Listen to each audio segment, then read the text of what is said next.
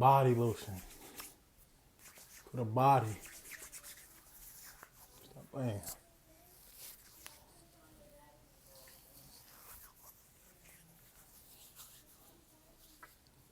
I use it. We use it.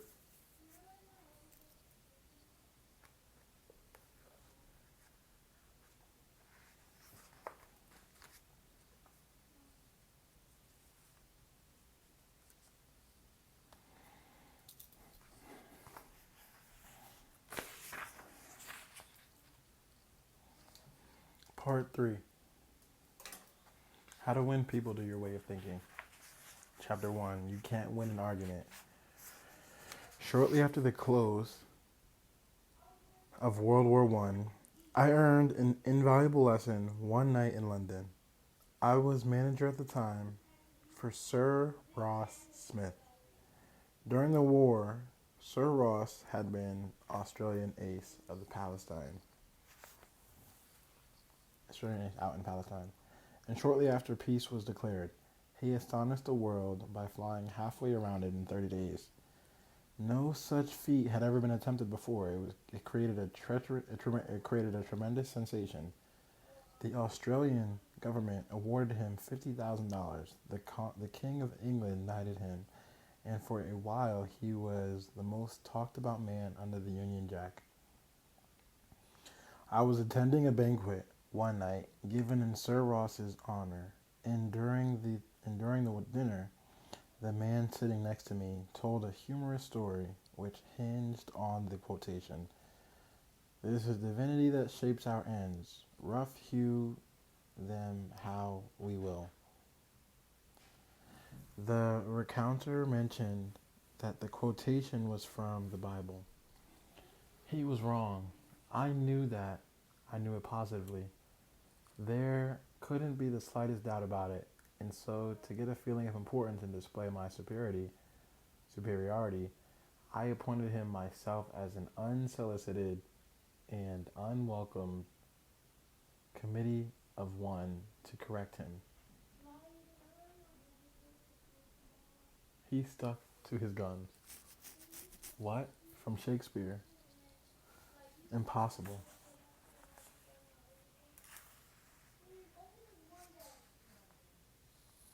Absurd.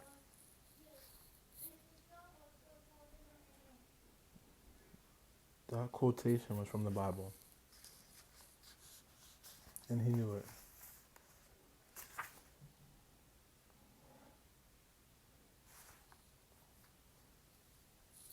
The storyteller was sitting on my right, and Frank Gammond, an old friend of mine, was seated at my left. Mr. Gammond had devoted years to the study of Shakespeare, so the storyteller and I agreed to submit the question to Mr. Gammond. Mr. Gammond listened, kicked me under the table, and then said, "Dale, you are wrong. The gentleman is right. It is from the Bible." On our way home that night, I said to Mr. Gammond, "Frank, you knew that quotation from Shakespeare?" "Yes, of course," he helped. "Hamlet, Act 5, Scene 2. But we were guests at a festive occasion. My dear Dale, why prove a man wrong? Why prove to a man he is wrong? Is that going to make him like you? Why not let him save his face?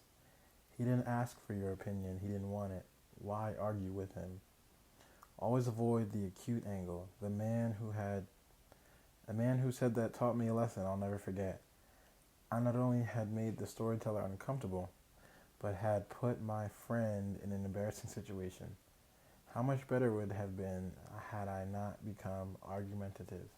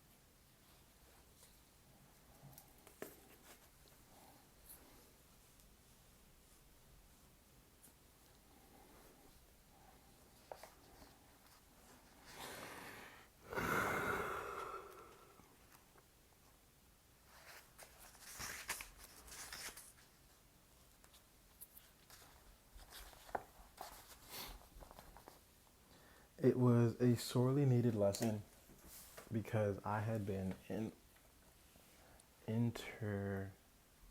inveterate arguer. During my youth, I had argued with my brother about everything under the Milky Way. When I went to college, I studied legit logic and argumentation and went in for debating contests. Talk about being from Missouri, I was born there. I had to be shown. Later, I taught debating and argumentation in New York, and once I am ashamed to admit, I plan to write a book on the subject. Since then, I have listened to, engaged in, and watched the effect of thousands of arguments. As a result of all of this, amen. As a result of all this, I have come to the conclusion that there is only one way under high heaven to get the best of an argument, and that is to avoid it.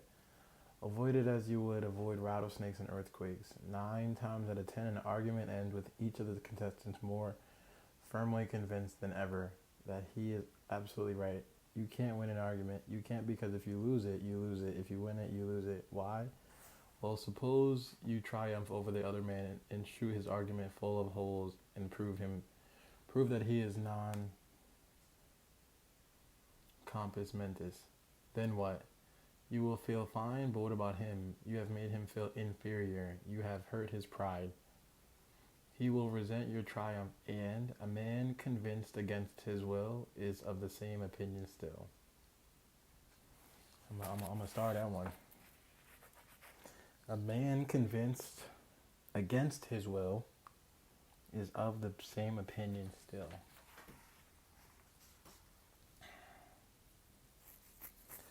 Years ago, Patrick J. O'Hare joined one of my classes. He had little education in how he loved to scrap. He had once a chauffeur, and he had once been a chauffeur, and he came to me because he had been trying without much success to sell trucks. A little questioning brought out the fact that he was continually scraping with and antagonizing the very people he was trying to do business with. If a prospect said anything derogatory about the trucks he was selling, Pat saw, read, and was right at the customer's throat. Pat won a lot of arguments in those days, as he said to me afterward. I often walked out of an office saying, "I told that bird something. Sure, I told him something, but I hadn't sold him anything." My first problem was not to teach Patrick J. O'Hare to talk. My immediate task was to train him to refrain from talking and to avoid verbal fights. Mr. O'Hare became one of the star salesmen for the White Motor Company in New York. How did he do it? Here is his story in his own words. If I walk into a buyer's office now and he says, "What? A white truck? They're no good. I wouldn't take one if you gave it to me. I'm going to buy the Who's It truck." I say, "The Who's It is a good truck. If you buy the Who's It, you'll never make a mistake."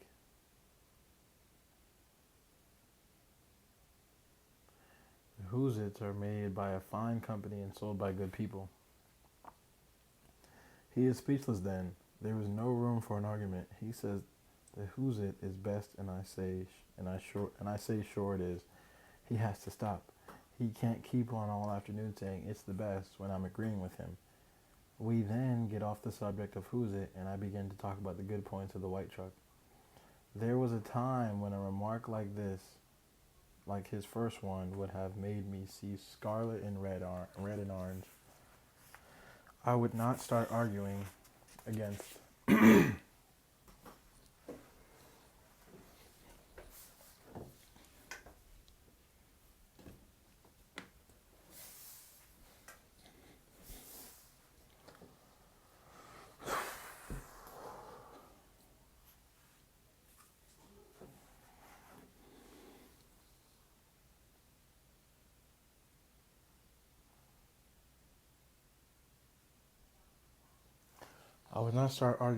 Who's It and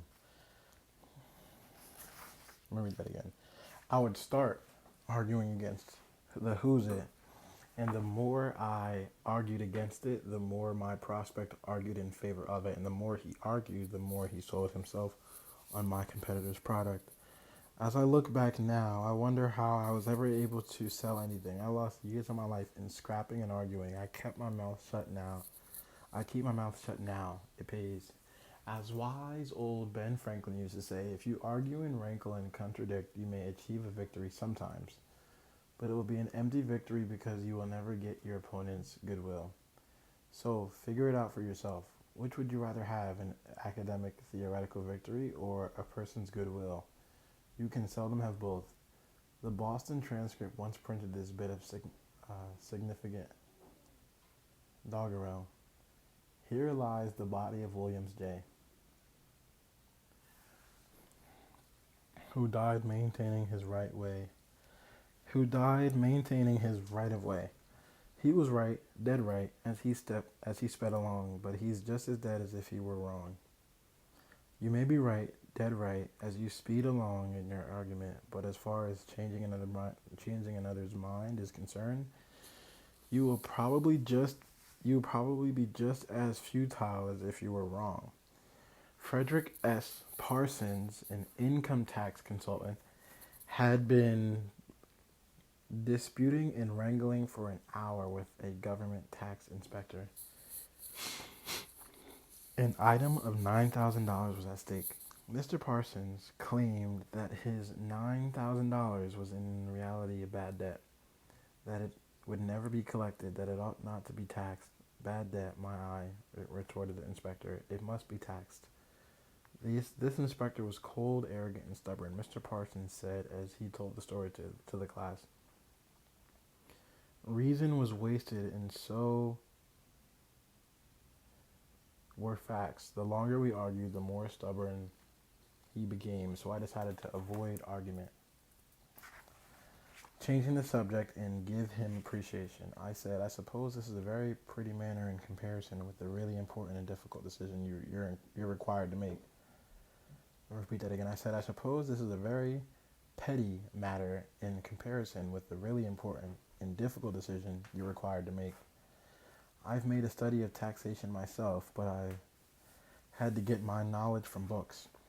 You're getting yours from the firing line of experience. I sometimes wish I had a job like yours. It would teach me a lot. I meant every word I said. Well, the inspector straightened up in his chair, leaned back, and talked for a long time about his work, telling me of the clever frauds he had uncovered. His tone gradually became friendly, and presently he was telling me about his children. As he left, he advised me that he would consider my problem further and give me his decision in a few days. He called at my office 3 days later and informed me that he had decided to leave the tax return exactly as it was filed. This tax inspector was demonstrating one of the most common of human frailties. He wanted a feeling of importance, and as long as Mr. Parsons argued with him, he got his feeling of importance by loudly exerting his authority. But as soon as his importance was admitted, and the argument stopped, and he was permitted to expand his ego, he became a sympathetic and kindly human being. Buddha said, hatred is never ended by hatred, but by love. And a misunderstanding is never ended by an argument, but by tact, diplomacy, conciliation, and a sympathetic desire to see the other person's viewpoint. Lincoln once reprimanded a young army officer for indulging in a violent controversy with an associate. No man who is resolved to make the most of himself, said Lincoln, can spare time for personal contention. I'll read that again. No man who is resolved to make the most of himself can spare time for personal contention. Still less can he afford to take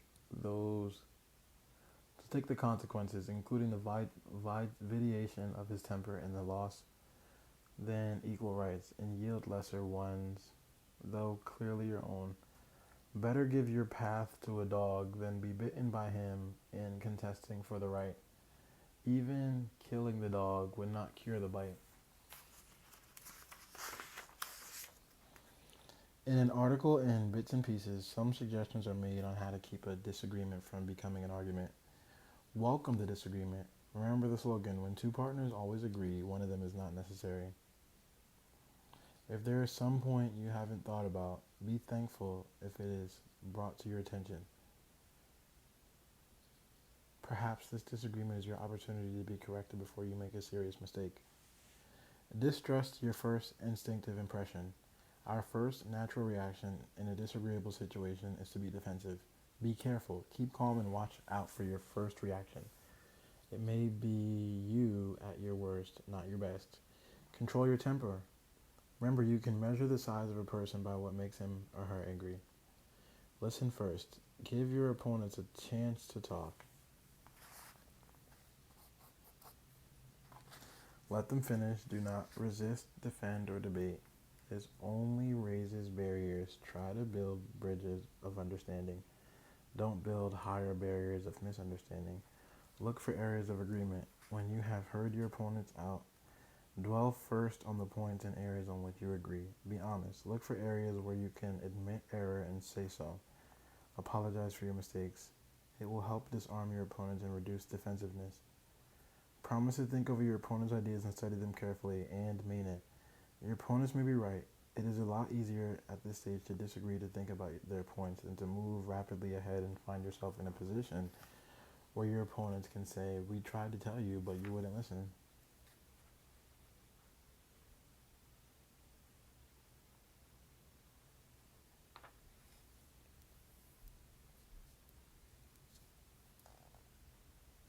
There it is. I'm going to star this one and underline it. Welcome to disagreement. Remember the slogan, when two partners always agree, one of them is not necessary. Promise to think over your opponent's ideas and study them carefully, and mean it. Your opponents may be right. It is a lot easier at this stage to agree, to think about your points, than to move rapidly ahead and find yourself in a position where your opponents can say, "We tried to tell you, but you wouldn't listen." Thank your opponent sincerely for their interest. Anyone who takes the time to disagree with you is interested in the same things you are. I gotta start that one. Anyone who takes the time to disagree with you is interested in the same things you are. Think of them as people who really want to help you, and you may turn.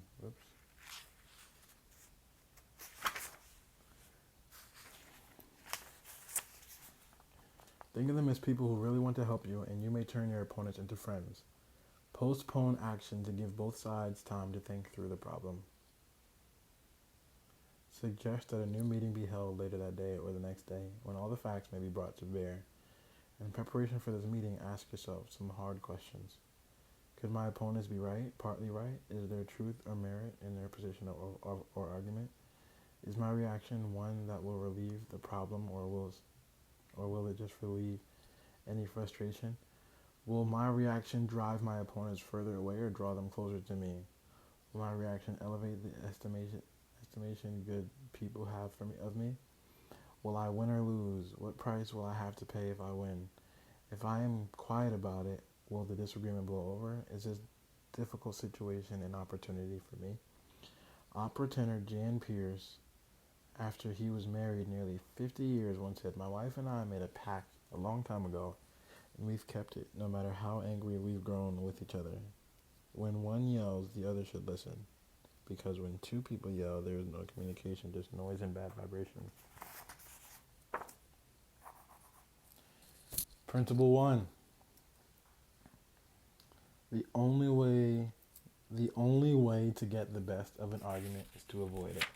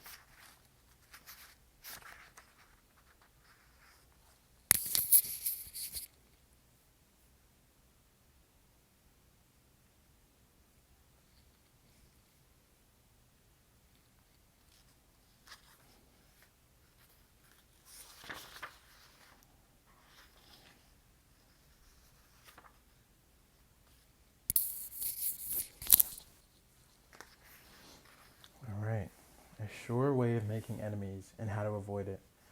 When Theodore Roosevelt, let me see if I can bring this closer for a little bit of an arm wrist. A sure way of making enemies and how to avoid it. When Theodore Roosevelt was in the White House, he confessed that if he could be right 75% of the time, he would reach the highest measure of his expectation. If that was the highest reading that one of the most distinguished men of the 21st century could hope to attain, what about you and me? If you can be sure of being right only 55% of the time, you can go down to Wall Street and make $1 million in a day. If you can't be sure of being right even 55% of the time, why would you tell other people they are wrong? I'm going to repeat that. If you can't be sure of being right even 55% of the time, why should you tell other people they are wrong? You can tell people they are wrong by a look or an intonation or a gesture just as eloquently as you can in words. And if you tell them they are wrong, do you make them want to agree with you? Never. For you have struck a direct blow at their intelligence, judgment, pride, and self-respect. That will make them want to strike back, but it will never make them want to change their minds. You may then hurl at them all the logic of a Plato or an Immanuel Kant, but you will not alter their opinions, for you have hurt their feelings. Never begin by announcing, I am going to prove I'm going to prove so-and-so to you. That's bad. That's tantamount to saying, I'm smarter than you are. I'm going to tell you a thing or two and make you change your mind. That is a challenge. It arouses opposition and makes the listener want to battle with you before you even start.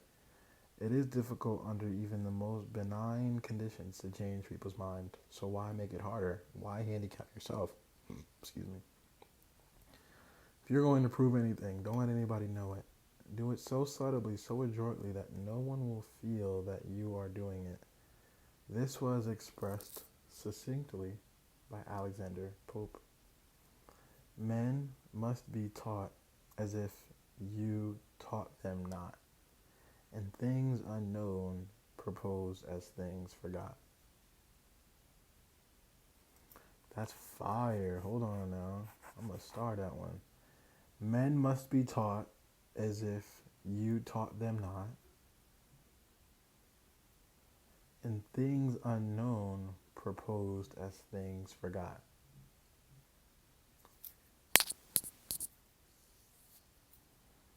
Over 300 years ago, Galileo said, you cannot teach a man anything, you can only help them. You cannot teach a man anything, you can only help him to find it within himself. As Lord Chesterfield said to his son, be wiser than other people if you can, but do not tell them so. I gotta underline that one, that's fire. Be wiser than other people if you can, but do not tell them so. Socrates said repeatedly to his followers in Athens, one thing only I know, and that is that I know nothing.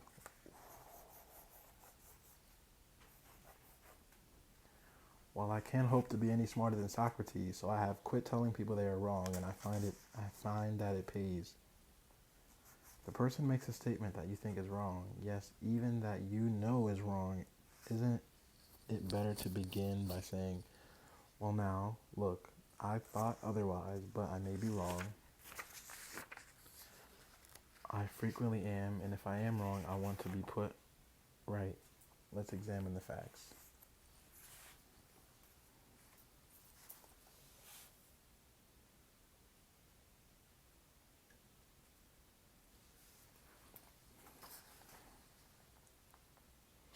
There's magic, positive magic, in such phrases as, I may be wrong, I frequently am, let's examine the facts.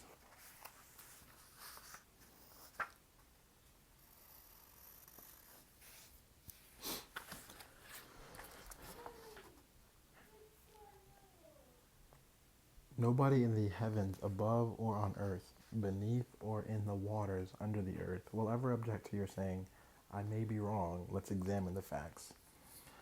One of our class members who used this approach in dealing with customers was Harold Reinke, a Dodge dealer in Billings, Montana. He reported that because of the pressures of the automobile business, he was often hard-boiled and callous when dealing with customers' complaints. This caused flared tempers, loss of business, and general unpleasantness. He told his class, recognizing that this was getting me nowhere fast, I tried a new track. I would say something like this: our dealership has made so many mistakes that I am frequently ashamed. We may have erred in your case. Tell me about it. This approach becomes quite disarming, and by the time the customer releases his feelings, he is surely much more reasonable when it comes to settling the matter. In fact, several customers have thanked me for having such an understanding attitude, and two of them have even brought in friends to buy new cars. In this highly competitive market, we need more of this type of customer, and I believe that showing respect for all customers' opinions and treating them diplomatically and courteously will help beat the competition. You will never get in trouble by admitting that you may be wrong. That will stop all argument and inspire your opponent to be just as fair and open and broad-minded as you are. I'm gonna underline that. You will never get in trouble by admitting that you may be wrong. That will stop all argument and inspire your opponent to be just as fair and open and broad-minded as you are. It will make him want to admit that he too may be wrong.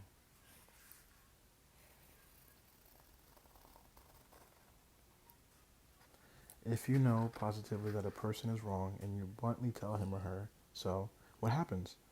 Let me illustrate. Mr. S., a young New York attorney, once argued a rather important case before the United States Supreme Court. Lustgarten versus Fleet Corporation, 280 U.S. 320. The case involved a considerable sum of money and an important question of law. During the argument, one of the Supreme Court justices said to him, the statute of limitations is admiralty law is 6 years, is it not?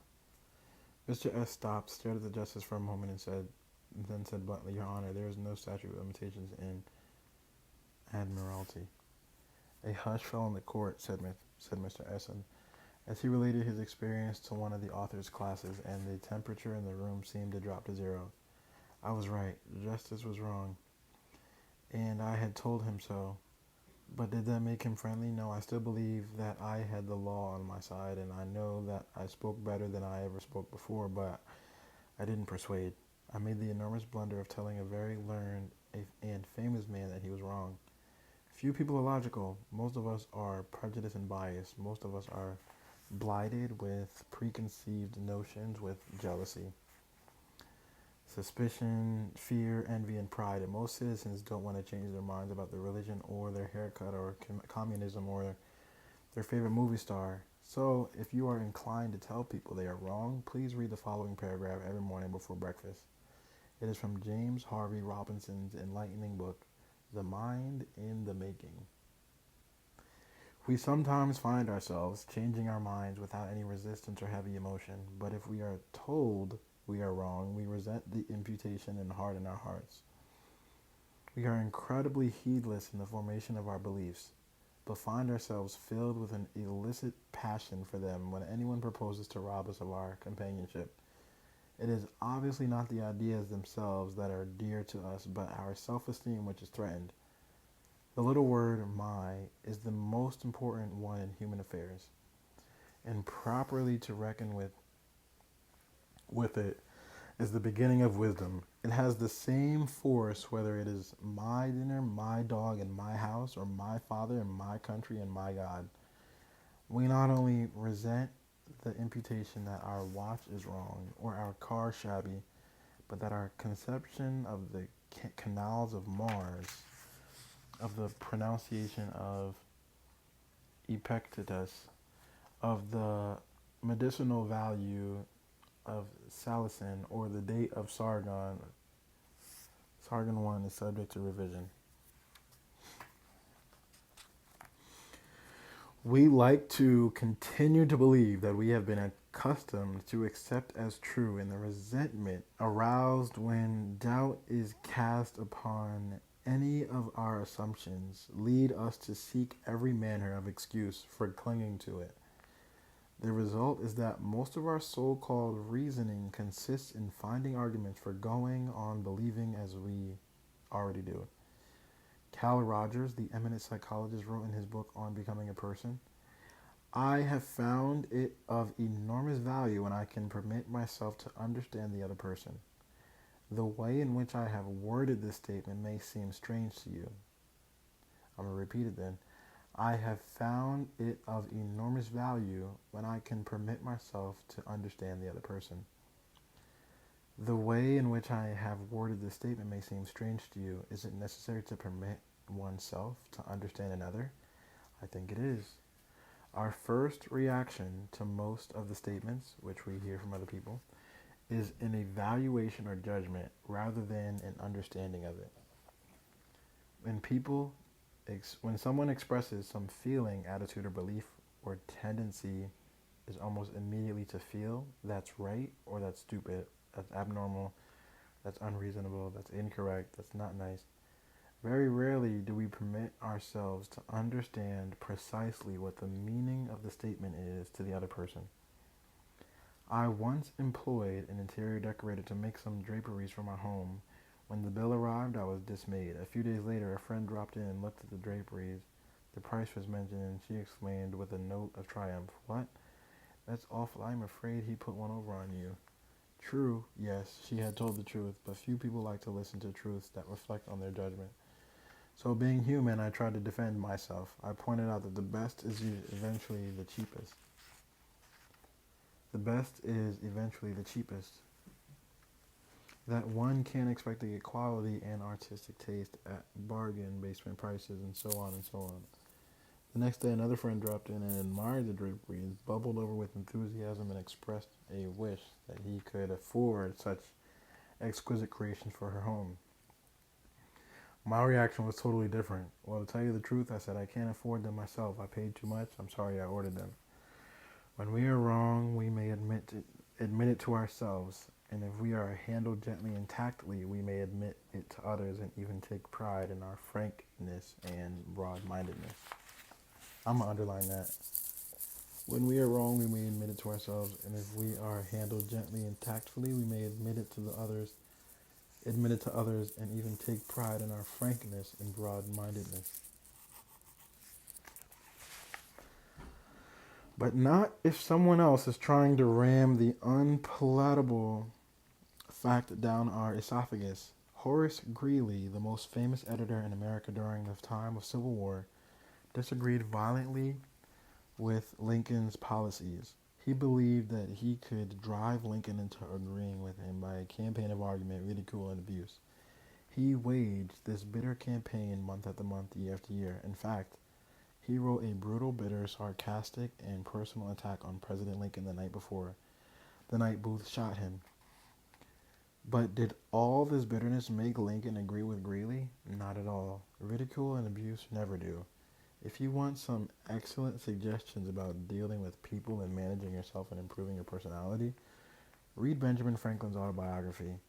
One of the most fascinating life stories ever written, one of the classics of American literature. Ben Franklin tells how he conquered the iniquitous habit of argument and transformed himself into one of the most able, suave, and diplomatic men in American history. One day when Ben Franklin was a blundering youth, an old Quaker friend took him aside and lashed him with a few stinging truths. Something like this: "Ben, you are impossible. Your opinions have a slap in them for everyone who differs with you. They have become so offensive that nobody cares for them. Your friends find they enjoy themselves better when you are not around. You know so much that no man can tell you anything. Indeed, no man is going to try, for the effort would lead only to discomfort and hard work. So you are not likely ever to know any more than you do now, which is very little. One of the finest things I know about Ben Franklin is the way he accepted that smarting rebuke. He was big enough and wise enough to realize that it was true, to sense that he was headed for failure and social disaster. So he made a right about face. He began immediately to change his insolent, opinionated ways. I made it a rule, said Franklin, to forbear all direct contradiction to the sentiment of others and all positive assertion of my own. I even forbade myself the use of every word or expression in the language that imported a fixed opinion, such as certainly, undoubtedly, etc. And I adopted instead of them, I conceive, I apprehend, or I imagine a thing to be or a thing to be so, or it so appears to me at present. When another asserted something that I thought an error, I denied myself the pleasure of contradicting him abruptly and of showing immediately some absurdity in his proposition, and in answering I began by observing that in certain cases or circumstances his opinion would be right, but in the present case there appeared or seemed to me some difference, etc. I soon found the advantage of this change in my manner. The conversations I engaged in went on more pleasantly. The modest way in which I proposed my opinions procured them as a readier reception and less contradiction. I had less mortification when I was found to be in the wrong, and I more easily prevailed with others to give up their mistakes and join with me when I happened to be in the right. And this mode, which I at first put on with some violence to natural inclination, became at length so easy and so habitual to me that perhaps for these 50 years past, no one has ever heard a dogmatic expression escape me. And to this habit, after my character of integrity, I think its principality, owning that I had earned so much weight with my fellow citizens when I proposed new institutions or alterations in this old and so much influence in public councils when I became a member. For I was but a bad speaker, never eloquent, subject to much hesitation in my choice of words, hardly correct in language, and yet I generally carried my points. How did Ben Franklin's methods work in business? Let's take two examples. Catherine A. Allred of Kings Mountain, North Carolina, is an industrial engineering supervisor for a yarn processing plant. She told one of our classes how she handled a sensitive problem before and after taking our training. Part of my responsibility, she reported, deals with setting up and maintaining insensitive systems and standards for our operators so they can make more money. By producing more yarn, the system we were using had worked fine when we only had 2 or 3 different types of yarn, but recently we had expanded our inventory and capabilities to enable us to run more than 12 different varieties.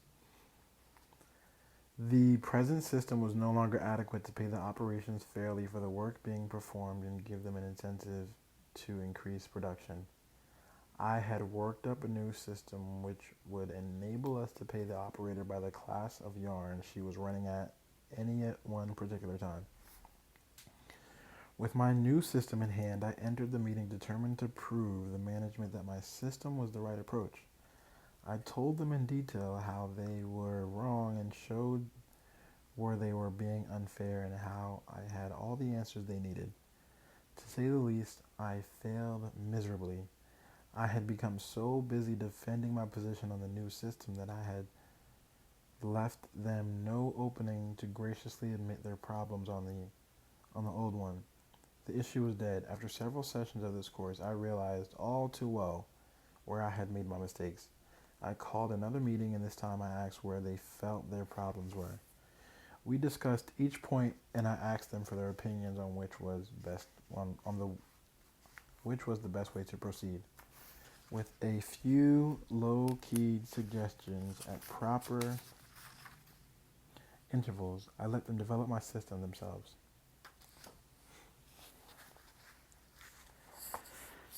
At the end of the meeting, when I actually presented my system, they enthusiastically accepted it. I'm convinced now that nothing good is accomplished and a lot of damage can be done if you tell a person straight out that he or she is wrong. You only succeed in stripping that person of self-dignity and making yourself an unwelcome part of any discussion. Let's take another example. Remember that these cases I am citing are typical of the experiences of thousands of other people. R.V. Crawley was a salesman for a lumber company in New York. Crawley admitted that he had been telling hard-boiled lumber inspectors for years that they were wrong, and he had won the arguments too, but it hadn't done any good, for these lumber inspectors, said Mr. Crawley, are like baseball umpires. Once they make a decision, they never change it. Mr. Crawley saw that this firm was losing thousands of dollars to the arguments he won. So while taking my course, he resolved to change tactics and abandon arguments. With what results? Here is the story as he told it to the fellow members of his class. One morning the phone rang in my office. A hot and bothered person at the other end proceeded to inform me that a car of lumber we had shipped into his plant was entirely unsatisfactory. His firm had stopped unloading and requested that we make immediate arrangements to remove the stock from their yard. After 1/4 of the car had been unloaded, their lumber inspector reported that the lumber was running 55% below grade. Under the circumstances, they refused to accept it. I immediately started for his plant, and on the way turned over in my mind that the best way to handle the situation.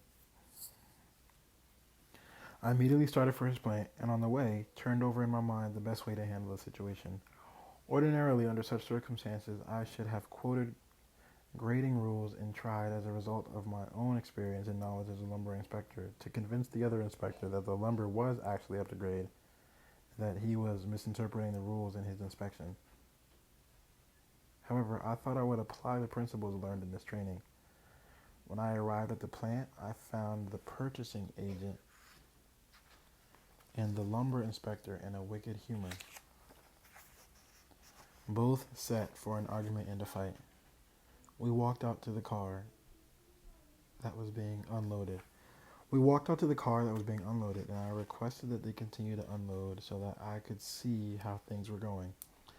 I asked the inspector to go right ahead and lay out the rejects as he had been doing, and to put the good pieces in another pile.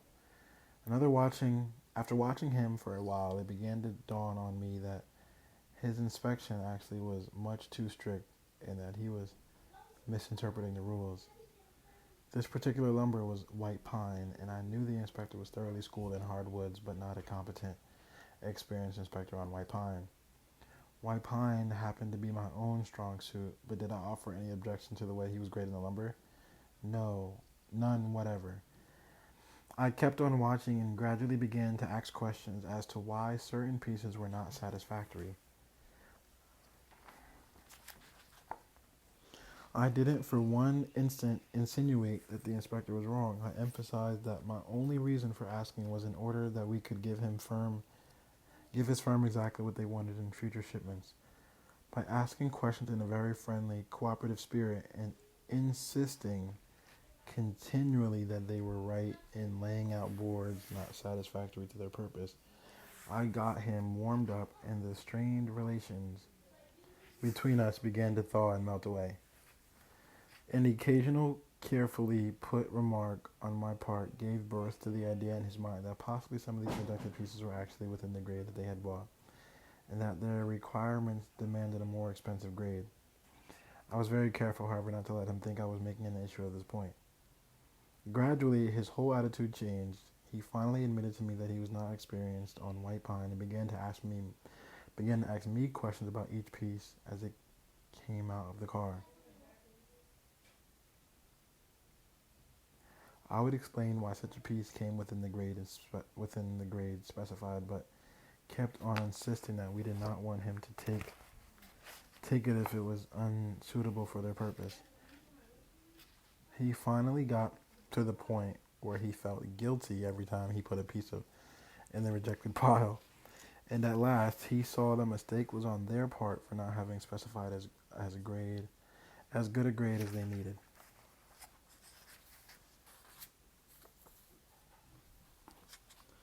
The ultimate outcome was that he went through the entire car load again after I left, accepted the whole lot, and we received a check in full. In that one instance alone, a little tact and the determination to refrain from telling the other man he was wrong saved my company a substantial amount of cash, and it would be hard to place a money value on the goodwill that was saved. Martin Luther King was asked how a pacifist he could be an admirer of Air Force General Daniel Chappie James, then the nation's highest ranking black officer. Dr. King replied, "I judge people by their own principles, not by my own." In a similar way, General Robert E. Lee once spoke to the President of the Confederacy, Jefferson Davis, in the most glowing terms about a certain officer under his command. Another officer in attendance was astonished. "General," he said, "do you not know that the man of whom you speak so highly of is one of your bitterest enemies, who misses no opportunity to malign you?" "Yes," replied General Lee, "but the President asked my opinion of him. He did not ask for his opinion of me." By the way, I am not revealing anything new in this chapter. 2,000 years ago, Jesus said, "Agree with thine adversary quickly." I'm underlining that one. Jesus said, "Agree with thine adversary quickly." In 2,200 years before Christ was born, King Aktoi of Egypt gave his son some shrewd advice that is sorely needed today. "Be diplomatic," counseled the king. "It will help you gain your point." In other words, don't argue with your customer or your spouse or your adversary. Don't tell them they are wrong. Don't get them stirred up. Use a little diplomacy.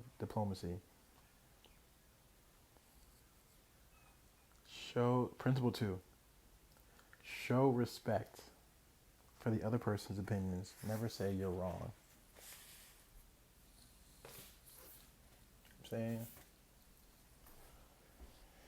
hallelujah. If you're wrong, admit it.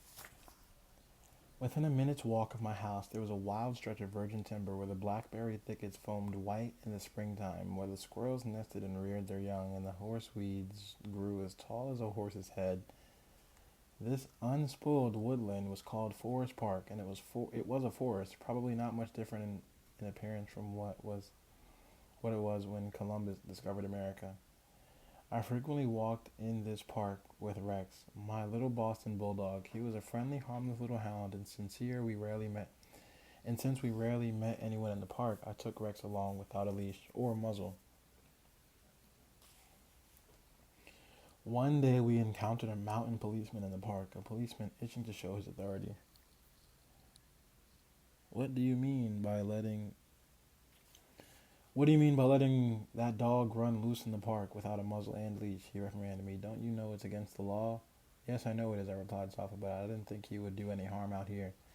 You didn't think? The law doesn't give a thinker's damn what you think. The dog might kill a squirrel or bite a child. Now I'm going to let you off this time, but if I catch this dog out here again without a muzzle and a leash, you'll have to tell it to the judge." I meekly promised to obey, and I did obey for a few times, but Rex didn't like the muzzle, and neither did I, so we decided to take a chance. Everything was lovely for a while, then we struck a snag. Rex and I raced over the brow of a hill one afternoon, and there, suddenly to my dismay, I saw the majesty of the law astride a bay horse. Rex was out in front, heading straight for the officer. I was in for it. I knew it, so I didn't wait until the police officer started talking.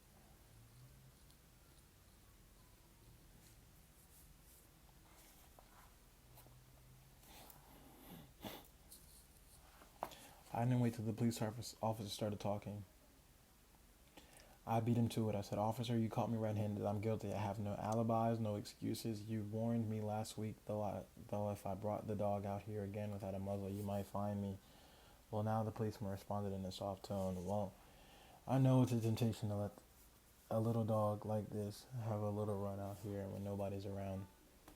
Sure, to temptation, I replied, but it is against the law. Well, a little dog like this isn't going to do, and isn't going to harm anyone. The police remonstrated. No, but why? He may kill squirrels. I said. Well, now I think you were taking this a bit too seriously. He told me. I'll tell you what you do. You just let him run over the hill there where I can't see him, and we'll forget all about it. That policeman, being human, wanted a feeling of importance, so when I began to condemn myself, the only way he could nourish a self-esteem was to take the magnanimous attitude of showing mercy. But suppose I had tried to defeat myself. Well, did you ever argue with a policeman? When instead of breaking lances with him, I admitted that he was absolutely right and I was absolutely wrong. I admitted it quickly, openly, and with enthusiasm. The affair terminated graciously in my taking his side and his taking my side. Lord Chesterfield himself could barely have been more gracious than this mounted policeman, who only a week previously had threatened to have the law on me. If we know we are going to be rebuked anyhow, isn't it far better to beat the person to it and do it ourselves? Isn't it much easier to listen to self-criticism than to bear condemnation from alien lips? Say about yourself all the derogatory things you know the other person is thinking or wants to say or intends to say, and say them before the other person has a chance to say them. The chances are 100 to 1 that a generous, forgiving attitude will be taken and your mistakes will be minimized, just as the mounted policeman did with me and Rex. Ferdinand E. Warren, a commercial artist, used this technique to win the goodwill of a petulant, scolding buyer of art.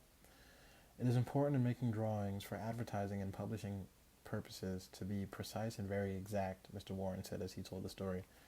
Some art editors demand that their commissions be executed immediately. And in these cases, some slight error is liable to occur. I knew one art director in particular who always delighted to find fault with some little thing. I have often left his office in disgust, not because of the criticism, but because of his method of attack. Recently, I delivered a rush job to this editor, and he phoned me to call me at his office immediately. He said something was wrong. When I arrived, I found just what I had anticipated and dreaded. He was hostile, gloating over his chance to criticize. He demanded with heat why I had done so. He demanded with heat why I had done so and so. My opportunity had come to apply the self-criticism I had been studying about. So I said, Mr. So-and-so, if what you say is true, I am at fault and there is absolutely no excuse for my blunder. I have been doing drawings for you long enough to know better. I am ashamed of myself. Immediately he started to defend me. Yes, you're right, and after all, this isn't a serious mistake. It is only... I interrupted him. Any mistake, I said, may be costly and they are all irritating. He started to break in, but I wouldn't let him. I was having a grand time. For the first time in my life, I was criticizing myself and I loved it. I should have been more careful, I continued. You give me a lot of work, and you deserve the best, so I'm going to do this drawing all over. No, he protested. I wouldn't think of putting you to do all that trouble. He praised my work, assured me that he wanted only a minor change and that my slight error hadn't cost his firm any money, and, after all, it was a mere detail, not worth worrying about. My eagerness to criticize myself took all the flight out of him. He ended up taking me to lunch, and before we parted, he gave me a check and another commission. There is a certain degree of satisfaction in having the courage to admit one's errors. It not only clears the air of guilt and defensiveness, but often helps solve the problem created by the error. Bruce Harvey of Albuquerque, New Mexico, had incorrectly authorized payment of full wages to an employee on sick leave. When he discovered his error, he brought it to the attention of the employee and explained that to correct the mistake, he would have to reduce his next paycheck by the entire amount of the overpayment. The employee pleaded that, as that would cause him a serious financial problem, could the money be repaid over a period of time? In order to do this, Harvey explained, he would have to obtain his supervisor's approval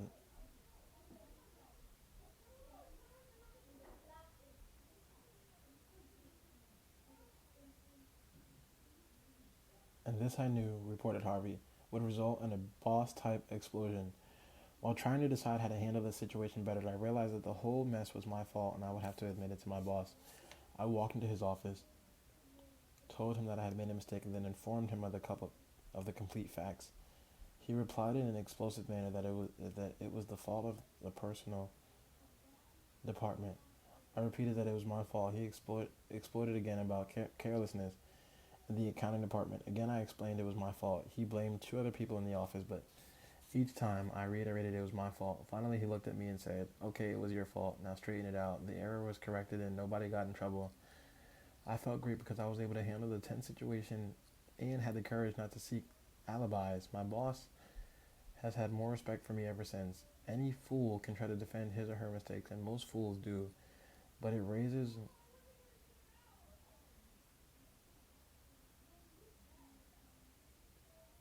one above the herd and gives one a feeling of nobility and exculation to admit one's mistakes. For example, one of the most beautiful things that history records about Robert E. Lee is the way he explained is the way he blamed himself and only himself for the failure of Pickett's charge at Gettysburg. Pickett's charge was undoubtedly the most brilliant and picturesque attack that ever occurred in the Western world. General George E. Pickett himself was picturesque. He wore his hair so long that his auburn locks almost touched his shoulders, and, like Napoleon in his Italian campaigns, he wrote ardent love letters almost daily while on the battlefield. His devoted troops cheered him that tragically July afternoon as he rode off jauntily toward the Union lines, his cap set at a high, rakish angle over his right ear. They cheered and they followed him, man touching man, rank pressing rank, with banners flying and bayonets gleaming in the sun. It was a gallant sight. It was a gallant sight. Daring, magnificent. A murmur of admiration ran through the Union lines as they had beheld it. Pickett's troops swept forward at any easy trot through orchard and cornfield, across a meadow and over a ravine. All the time, the enemy's cannons were tearing ghastly holes in their ranks, but on they pressed, grim, irresistible. Suddenly the Union infantry rose from behind the stone wall on Cemetery Ridge, where they had been hiding, and fired volley after volley into Pickett's onrushing troops. The crest of the hill was a sheet of flame, a slaughterhouse, a blazing volcano. In a few minutes, all of the Pickett's brigade commanders except one were down, and 4/5 of his 5,000 men had fallen. General Lewis A. Armistead, leading the troops in the final plunge, ran forward, vaulted over the stone wall, and waving his cap on the top of his sword, shouted, "Give 'em the steel, boys." They did. They leaped over the wall, bayoneted their enemies, smashed skulls with clubbed muskets, and planted the battle flags on the south of the cemetery ridge. The banners waved. The banners waved there only for a moment, but that moment, brief as it was, recorded the high watermark of the Confederacy. Pickett's charge, brilliant, heroic, was nevertheless the beginning of the end. Lee had failed. Was nevertheless the beginning of the end. Lee had failed. He could not penetrate the North, and he knew it. The South was doomed. Lee was so saddened, so shocked that he sent in his resignation and asked Jefferson Davis, the president of the Confederacy, to appoint a younger and abler man. If Lee had wanted to blame the disastrous failure of Pickett's charge on someone else, he could have found a score of alibis. Some of his division commanders had failed him. The cavalry hadn't arrived in time to support the infantry attack.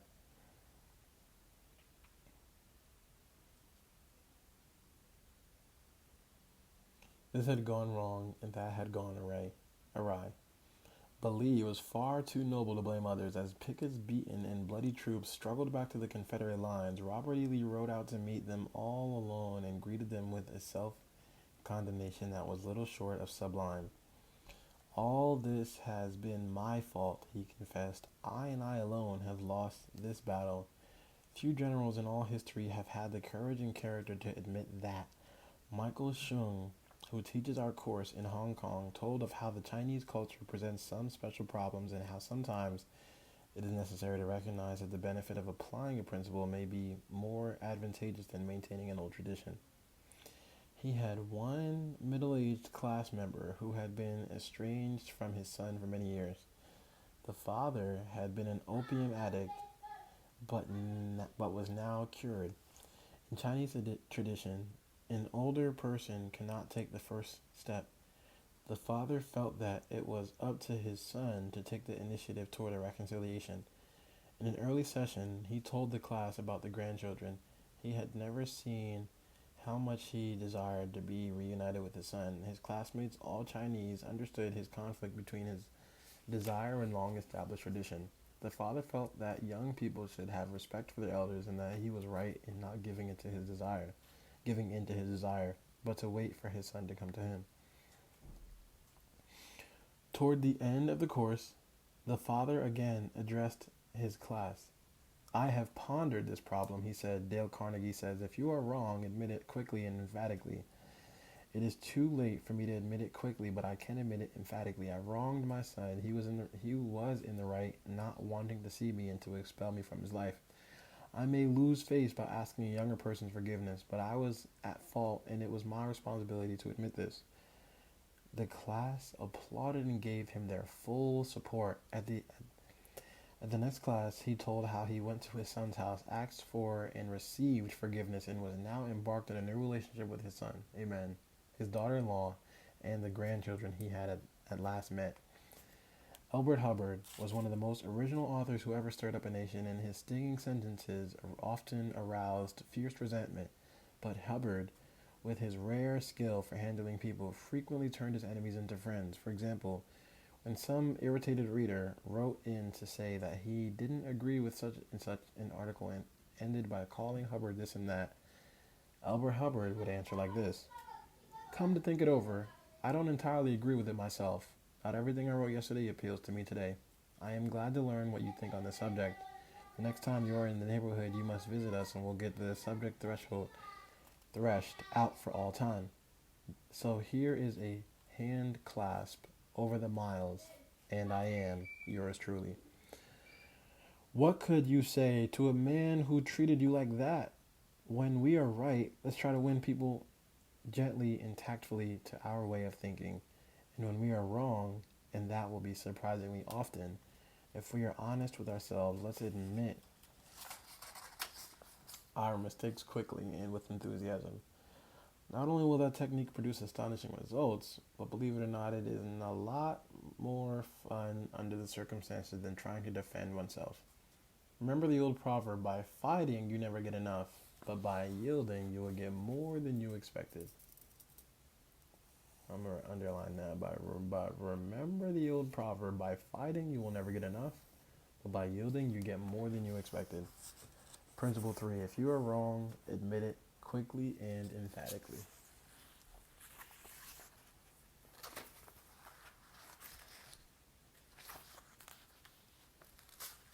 A drop of honey.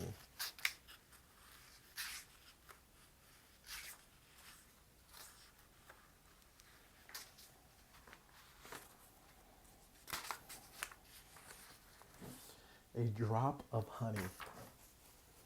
If your temper is aroused and you tell him a thing or two, you will have a fine time unloading your feelings. But what about the other person? Will he share your pleasure? Will your belligerent tones, your hostile attitude make it easy for him to agree with you?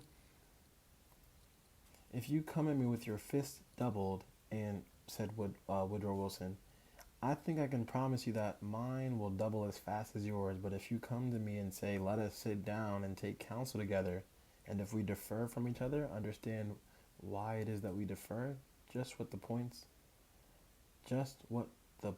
at issue are, we will presently find that we are not so far apart after all, that the points on which we differ, we are few, and the points on which we agree are many.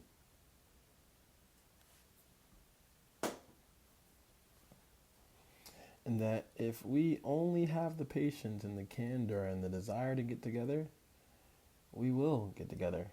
Nobody appreciated the truth of Woodrow Wilson's statement more than John D. Rockefeller Jr. Back in 1915, Rockefeller was the most fiercely despised man in Colorado. One of the bloodiest strikes in the history of American industry had been shocking the state for 2 terrible years. Irate, belligerent miners were demanding higher wages from the Colorado Fuel and Iron Company. Rockefeller controlled that company. Property had been destroyed, troops had been called out, blood had been shed, strikers had been shot, their bodies riddled with bullets. At a time like that, with the air seething with hatred, Rockefeller wanted to win the strikers to his way of thinking, and he did it. How? Here's the story. After weeks spent in making friends, Rockefeller addressed the representatives of the strikers. This speech in its entirety is a masterpiece. It has produced astonishing results. It calmed the tempestuous waves of hate that threatened to engulf Rockefeller.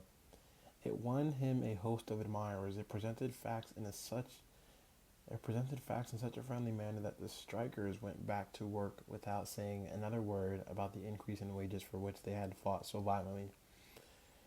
The opening of that remarkable speech follows. Note how it fairly glows with friendliness.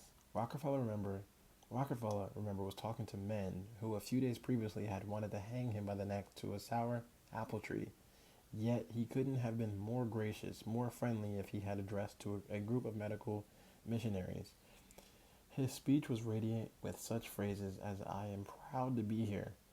Having visited in your homes, met many of your wives and children, we meet here not as strangers but as friends, spirit of mutual friendship, our common interest. It is only by your courtesy that I am here. This is a red letter day in my life," Rockefeller began.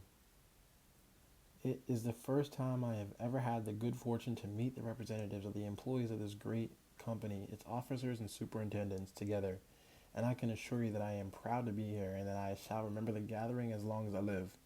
Had this meeting been held 2 weeks ago, I should have stood here a stranger to most of you, recognizing a few faces. Having had the opportunity last week of visiting all the camps in the southern coal field and of talking individually with practically all the representatives except those who were away, having visited in your homes, met many of your wives and children, we meet here not as strangers but as friends, and it is that spirit of mutual friendship that I am glad to have this opportunity to discuss with you our common interests."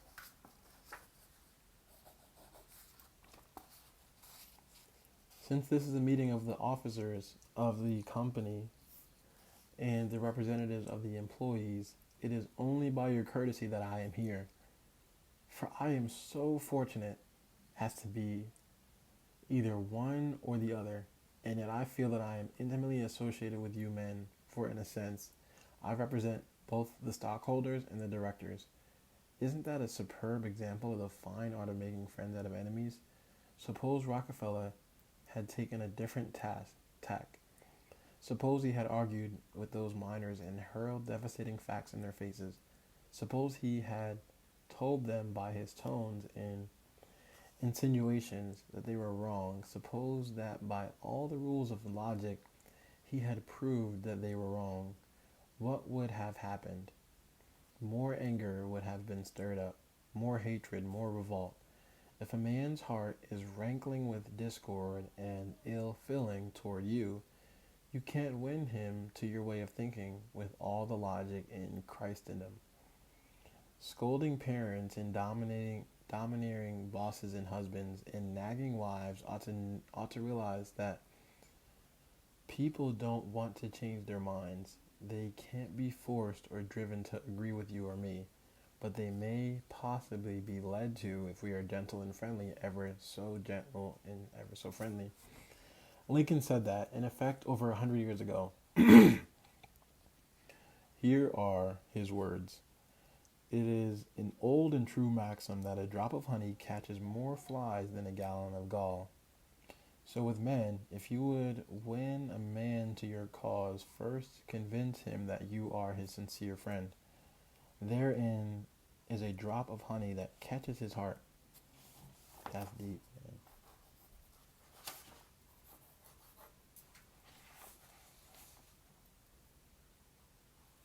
So with men, if you would win a man to your cause, first convince him that you are his sincere friend.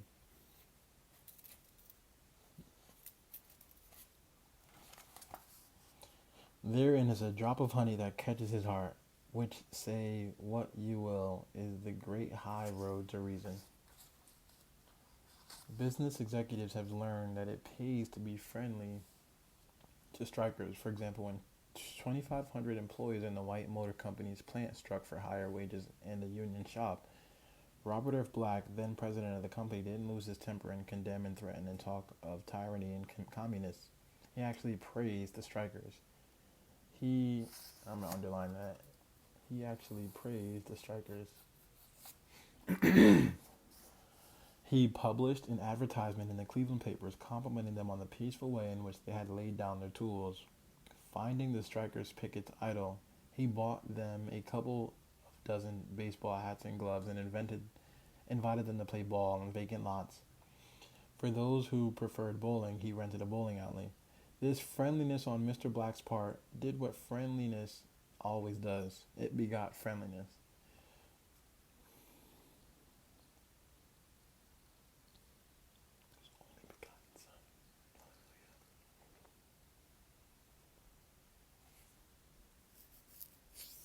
His only begotten son. Man, God is good.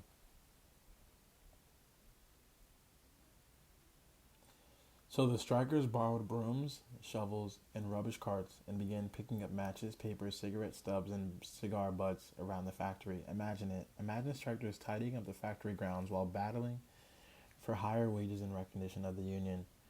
Such an event had never been heard of before in the long, tempestuous history of American labor wars.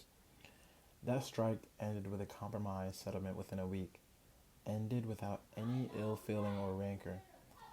Daniel Webster, who looked like a god and talked like a Jehovah, hallelujah, was one of the most successful advocates who ever pleaded a case. Yet he ushered in his most powerful arguments with such friendly remarks as, "It will be for the jury to consider. This may perhaps be worth thinking of. Here are some facts that I trust you will not lose sight of."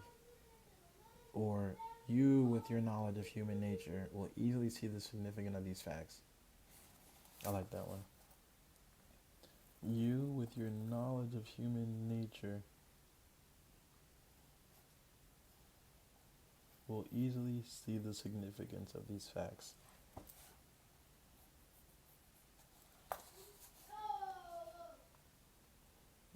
No bulldozing, no high pressure methods, no attempt to force his opinions on others. Webster used the soft spoken, quiet, friendly approach, and it helped.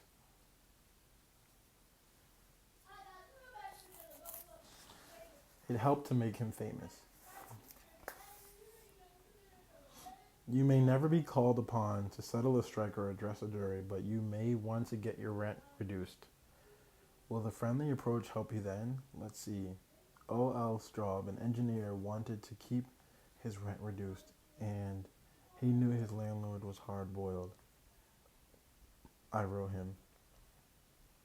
Mr. Straub said in a speech before the class, notifying him that I was vacating my apartment as soon as my lease expired. The truth was, I didn't want to move. I wanted to stay if I could get my rent reduced. But the situation seemed hopeless. Other tenants had tried and failed. Everyone told me that the landlord was extremely difficult to deal with, but I said to myself, I am studying a course on how to deal with people, so I'll try it on him and see how it works. He and his secretary came to see me as soon as he got my letter. I met him at the door with a friendly greeting. I fairly bubbled with goodwill and enthusiasm. I didn't begin talking about how high the rent was. I began talking about how much I liked it, his apartment house. Believe me, I was hearty in my approbation and lavish in my praise. I complimented him on the way he ran the building and told him I should like so much to stay for another year, but I couldn't afford it. He had evidently never had such a reception from a tenant. He had hardly knew what to make of it. Then he started to tell me his troubles.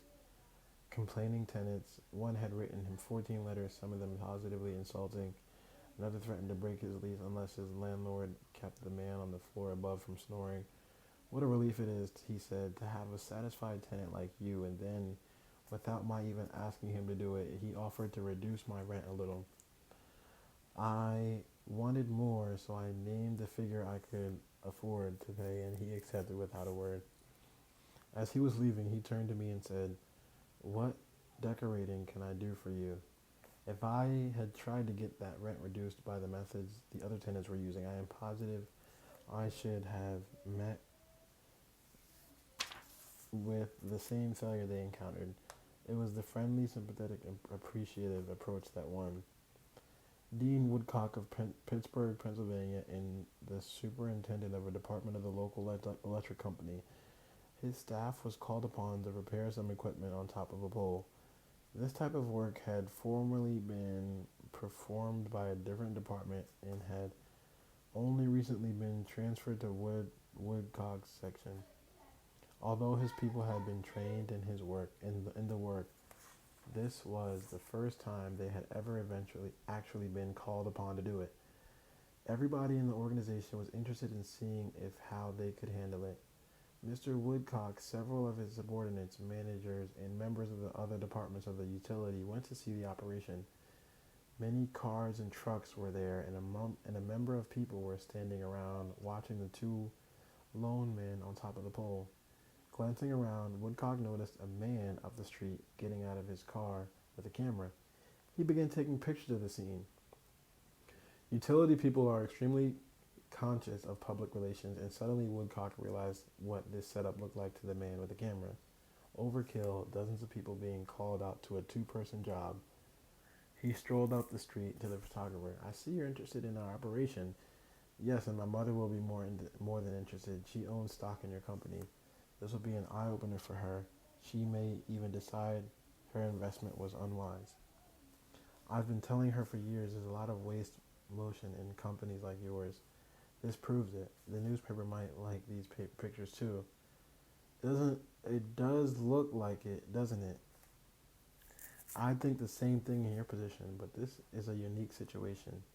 And Dean Woodcock went on to explain how this was the first job of this type for his department and how everybody from executives down was interested. He assured the man that under normal conditions, two people could handle the job. The photographer put away his camera, shook Woodrow's hand, and thanked him for taking the time to explain the situation to him. Dean Woodcock's friendly approach saved his company much embarrassment and bad publicity. Another member of our classes, Gerald H. Wynn of Littleton, New Hampshire, reported how, by using a friendly approach, he obtained a very satisfactory settlement on a damage claim. Early in the spring, he reported before the ground had thawed from the winter freezing, there was an unusually heavy rainstorm, and the water, which normally would run off to nearby ditches and some drains along the road, took a new course onto a building lot where I had just built a new home. Not being able to run off, the water pressure built up around the foundation of the house. The water forced itself onto the concrete basement, causing it to explode and the basement filled with water. This ruined the furnace and the hot water heater. The cost to repair the damage was in excess of $2,000. I had no insurance to cover the type of damage. However, I soon found out that the owner of the subdivision had neglected to put in a storm drain near the house, which could have prevented this problem. I made an appointment to see him. During the 25-mile trip to his office, I carefully reviewed the situation, and remembering the principles I had learned in this course, I decided that showing my anger would not serve any worthwhile purpose. When I arrived, I kept very calm and started by talking about his recent vacation to the West Indies. Then, when I felt the timing was right, I mentioned the little problem of water damage. He quickly agreed to do his share in helping to correct the problem. A few days later, he called and said he would pay the damage and also put in a storm drain to prevent the same thing from happening in the future. Even though it was the fault of the owner of the subdivision, if I had not begun in a friendly way, there would have been a great deal of difficulty in getting him to agree to the total liability. Years ago, when I was a barefoot boy walking through the woods to a country school out in northwest Missouri, I read a fable about the sun and the wind.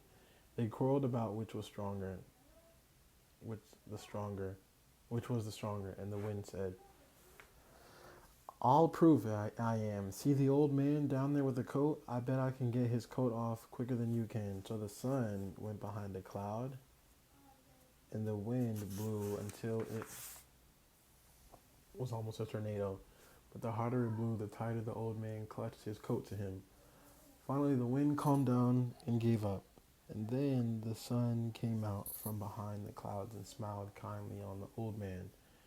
Presently, he mopped his brow, pulled off his coat. The sun then told the wind that gentleness and friendliness were always stronger than fury and force. I'm underlining that. Sun then told the wind that gentleness and friendliness were always stronger than fury and force.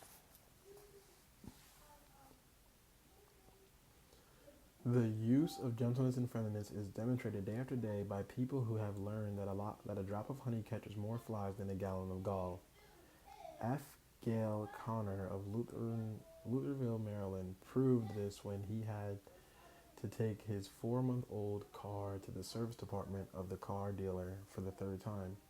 He told our class, "It was apparent that talking to, reasoning with, or shouting at the service manager was not going to lead to a satisfactory resolution of my problems." I walked over to the showroom and asked to see the agency owner, Mr. White. After a short wait, I was ushered into Mr. White's office. I introduced myself and explained it to him that I had bought my car from his dealership because of the recommendations of friends who had previous dealings with him. I was told that his prices were very competitive and his service was outstanding. He smiled with satisfaction as he listened to me. I then explained the problem I was having with the service department. "I thought you might want to be aware of any situation that might tarnish your fine reputation," I added. He thanked me for calling this to his attention, and I'm going to underline that. That was pretty cool. I can reuse that anywhere. "I thought you might want to be aware of any situation that might tarnish your fine reputation." I added, he thanked me for calling this to his attention and assured that my problem would be taken care of. Not only did he personally get involved, but he also lent me his car to use while mine was being repaired. Aesop was a Greek slave who lived at a court of Chios and spun immortal fables 600 years before Christ. Yet the truths he taught about human nature are just as true in Boston and Birmingham now as they were 26 centuries ago in Athens. The sun can make you take off your coat more quickly than the wind, and kindliness, a friendly approach, and appreciation can make people change their minds more rapidly than all the bluster and storming in the world. Remember what Lincoln said, "A drop of honey catches more flies than a gallon of gall." Principle 4. Begin in a friendly way. All right.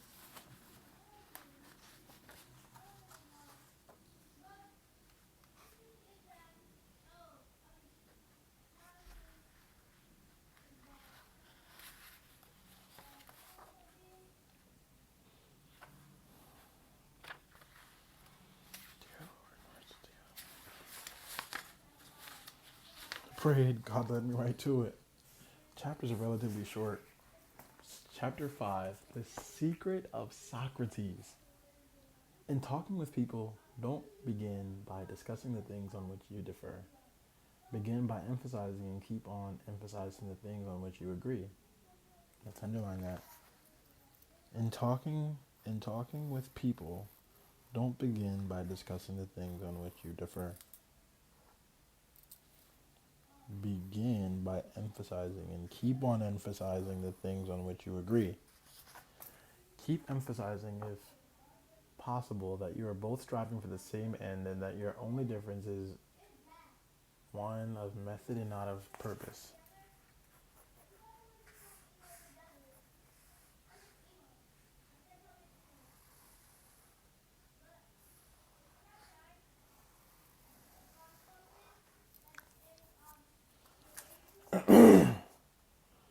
Get the other person saying yes, yes at the outset. Keep your opponent, if possible, from saying no.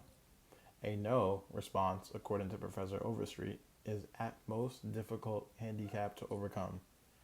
When you have said no, all your pride of personality demands that you remain consistent with yourself.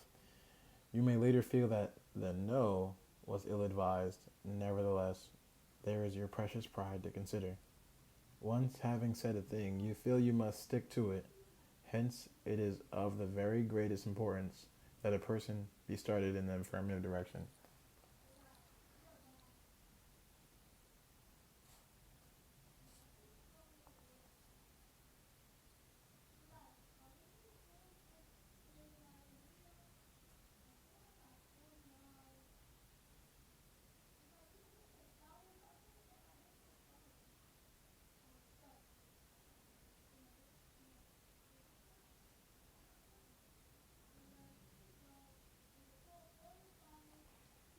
Amen. The skillful speaker gets at the outset of a number of yes responses. This set of psychological process of the listeners moving in the affirmative direction. It is like the movement of a billiard ball. Propel in one direction and it takes some force to deflect it. Far more force to send it back to the opposite direction. The psychological patterns here are quite clear. When a person says no and really means it, he or she is doing far more than saying a word of two letters. The entire organism, glandular, nervous, muscular, gathers itself together in a condition of rejection. Hallelujah.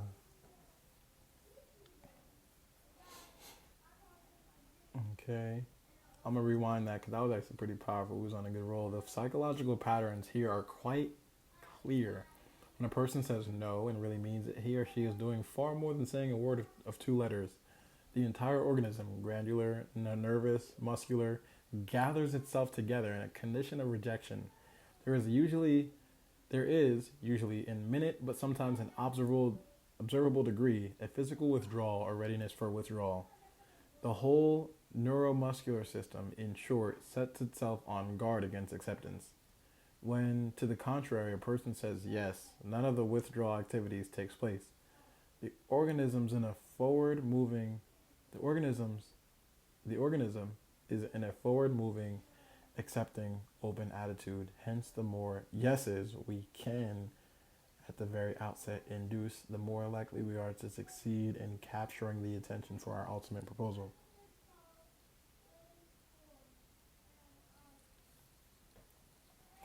It is a very simple technique. This yes response, and yet how much is it neglected? It often seems as if people get a sense of their own importance by antagonizing others at the outset.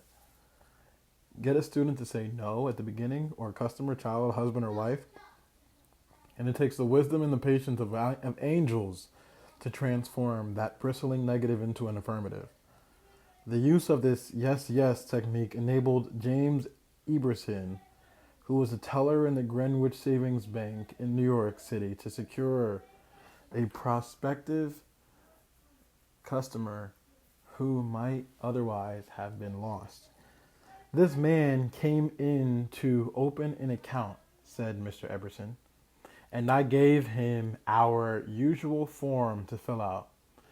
Some of the questions he answered willingly, but there were others he flatly refused to answer. Before I began the study of human relations, I would have told this prospective depositor, that if he refused to give the bank this information, we would have to refuse to accept this account. I am ashamed that I have been guilty of doing that very thing in the past. Naturally, an ultimatum like that made me feel good. I had shown who was boss, that the bank's rules and regulations couldn't be flaunted. But that sort of attitude certainly didn't give a feeling of welcome and importance to the man who walked in to give us his patronage. I resolved this morning to use a little horse sense. I resolved not to talk about what the bank wanted, but what the customer wanted. And above all else, I was determined to get him saying yes, yes from the very start. So I agreed with him. I told him the information he refused to give was not absolutely necessary. However, I said, suppose you have money in this bank at your death. Wouldn't you like to have the bank transfer it to your next of kin who is entitled to it according to law? Yes, of course, he replied. Don't you think, I continued, that that would be a good idea to give us the name of your next of kin so that in an event of your death we could carry out your wishes without error or delay? Again, he said yes. The young man's attitude softened and changed when he realized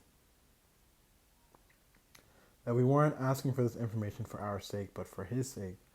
Before leaving the bank, this young man was not only gave me complete information about himself, but he opened, at my suggestion, a trust account, naming his mother as the beneficiary for his account, and he gladly answered all the questions concerning his mother also.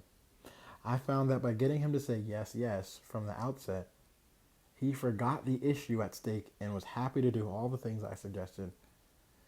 Joseph Allison, a sales representative for Westinghouse Electric Company, had this story to tell. There was a man in my territory that our company was most eager to sell to. My predecessor had called on him for 10 years without selling anything. When I took over the territory, I called steadily for 3 years without getting an order. Finally, after 13 years of calls and sales talk, we sold him a few motors. If these proved to be all right, an order for several hundred more would follow. Such was my expectation. Right? I knew they would be all right, so when I called 3 weeks later, I was in high spirits. The chief engineer greeted me with his shocking announcement. Allison, I can't buy the remainder of the motors from you. Why? I asked in amazement. Why? Because your motors are too hot. I can't put my hand on them. I knew it wouldn't do any good to argue. I had tried that sort of thing too long, so I thought of getting the yes, yes response. Well, now look, Mr. Smith, I said. I agree with you 100%. If those motors are running too hot, you ought not to buy any more of them. You must have motors that won't run any hotter than standards set by the National Electric Manufacturer Association. Isn't that so? He agreed. He agreed it was. I had gotten my first yes. The Electrical Manufacturers Association regulations say that a properly designed motor may have a temperature of 72 degrees Fahrenheit above room temperature. Is that correct? Yes, he agreed. That's quite correct. But your motors are much hotter. I didn't argue with him. I merely said, how hot is it in the mill room? Oh, he said, about 75 degrees Fahrenheit. Well, I replied, if the mill room was 75 degrees and you add 72 to that, that makes a total of 147 degrees Fahrenheit. Wouldn't you scald your hand if you held it under a spigot of hot water at a temperature of 147 degrees Fahrenheit? Again, he said yes. Well, I suggested, wouldn't it be a good idea to keep your hands off those motors? Well, I guess you're right, he admitted. We continued to chat for a while, then he called the secretary and lined up approximately $35,000 worth of business for the ensuing month. It took me years and cost me countless thousands of dollars in lost business before I finally learned that it didn't pay to argue, that it is much more profitable and much more interesting to look at things from the other person's viewpoint and try to get that person to saying yes, yes. Eddie Snow, who sponsors our courses in Oakland, California, tells how he became a good customer of a shop because the proprietor got him to say yes, yes. Eddie had become interested in bow hunting and had spent considerable money in purchasing equipment and supplies from a local bow store. When his father was visiting him, he wanted to rent a bow for him from his store. The sales clerk told him they didn't rent bows, so Eddie phoned another bow store. Eddie described what happened. A very pleasant gentleman answered the phone. His response to my question for a rental was completely different from the other place. He said he was sorry, but they no longer rented bows because they couldn't afford to do so. He then asked me if I had rented before. I replied yes, several years ago. He reminded me that I probably paid $25 to $30 for the rental. I said yes. Again, he then asks if I was the kind of person who liked to save money. Naturally, I answered yes. He went on to explain that they had bow sets with all the necessary equipment on sale for $34. I could buy a complete set for only $4 more than I could rent one. He explained that if that is why they had discontinued renting them. That I think that was unreasonable. My yes response led to a purchase of the set. And when I picked it up, I purchased several more items at the shop and have since become a regular customer. Socrates, the gadfly of Athens, was one of the greatest philosophers the world has ever known. He did something that only a handful of men in all history have been able to do. He sharply changed the whole course of human thought. And now, 24 centuries after his death, he is honored.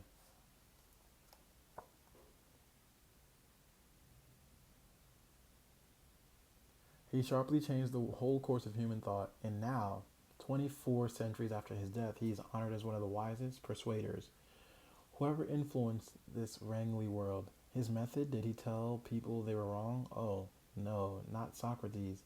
He was far too adroit for that. His whole technique, now called the Socratic method, was based upon getting a yes response. He asked everyone with which his opponent would have to agree.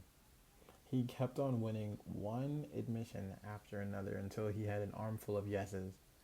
He kept on asking questions until, finally, almost without realizing it, his opponents found themselves embracing a conclusion they would have bitterly denied a few minutes previously. The next time we are tempted to tell someone he or she is wrong, let's remember old Socrates and ask a gentle question, a question that will get the yes response. The Chinese have a proverb pregnant with the age-old wisdom of the Orient. He who treads softly goes far. Mm.